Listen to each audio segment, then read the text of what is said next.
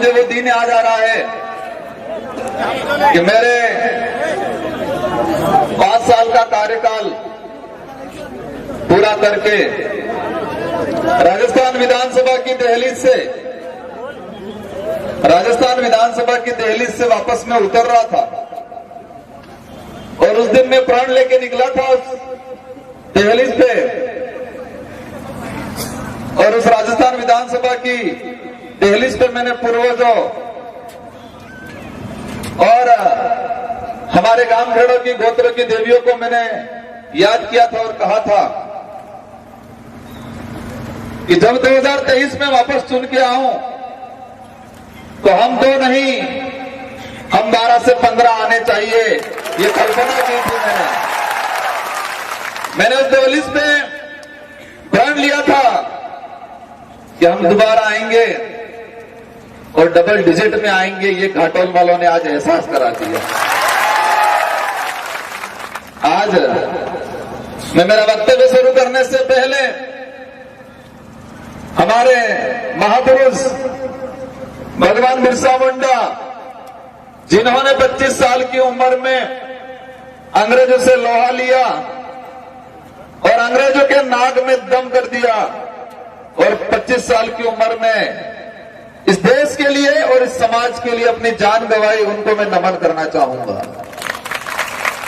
इसके अगले क्रम में गोविंद गुरु महाराज, जिन्होंने इस क्षेत्र में आदिवासी समुदाय के अंदर जागृति लाने के लिए अंग्रेजों और राजा रजवाड़ों के द्वारा जो तानाशाही की जा रही थी, शोषण किया जा रहा था, अत्याचार किया जा रहा था, उसके खिलाफ इस कौम को एकत्रित करके जागृति लाने के लिए और हम अपने हक अधिकार को लिए लड़ने के लिए इस समाज में जागृति लाए गोविंद गुरु महाराज।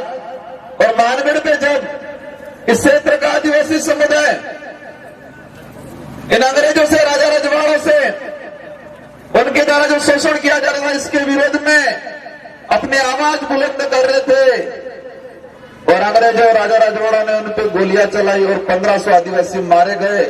और उस दिन गोविंद गुरु महाराज का जो सपना अधूरा रह गया है, उस सपने को आज ये भारत आदिवासी पार्टी पूरा करेगी। उनको नमन करना चाहूंगा।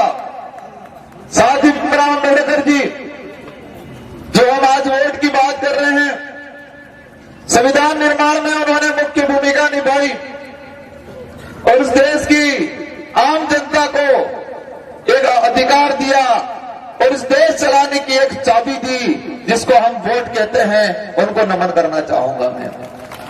इसी क्रम में हम इतिहास के पन्नों पे पढ़ते हैं, देश के अंदर जब अकबर ने अपनी तानाशाही फैलाई तो देश के सारे रजवाड़ों ने उनकी अधीनता स्वीकार कर ली, लेकिन राणा प्रताप मेवाड़ का एक राजा था जिसने अधीनता स्वीकार नहीं की। उनको ताकत देने वाले राणा प्रताप भील को मैं नमन करना चाहूंगा। राणा से पैसा खर्चा ही नहीं किया, लेब से हुआ और वो कह रहे कि विधायक बनेंगे, घाटोल का विकास करेंगे।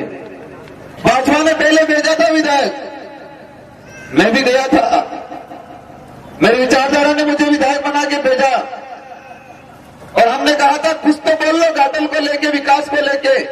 भाई अशोक भाई ने कहा कि बन के कॉलेज बनवाएगा और मैं कहता हूं जिस तरह मैंने मेरे विधानसभा में मैंने 3 कॉलेज खुलवाई है। कितनी कॉलेज है? 3 कॉलेज है। और उन्होंने यहाँ क्या स्थिति बना रखी है? घाटोल में कॉलेज है क्या? घाटोल में कॉलेज है? कॉलेज नहीं खोली है तो क्या करना चाहिए हम लोगों को? हराना चाहिए ने। और कहते हैं हम ये करेंगे वो करेंगे, भजन गा के वापस आए। मैंने कहा था भाई ये क्या कर रहे हो?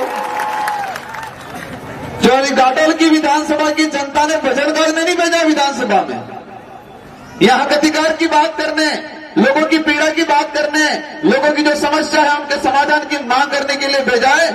रात्रि बाबू डोगरा झगड़ा वाले कहता नहीं कहता, बाबू डोगरे होता हो के जागो होता होते जागी सजन के जागे। तो आपने एक बात वो तीन दाड़े कि आदिवासी होता हो के जागो होता होते जागी जाते ने गेड़िया मत वोट आली ने अशोक भाई ने जयपुर मोकल वही नारा लगा रहे तीन दाड़े।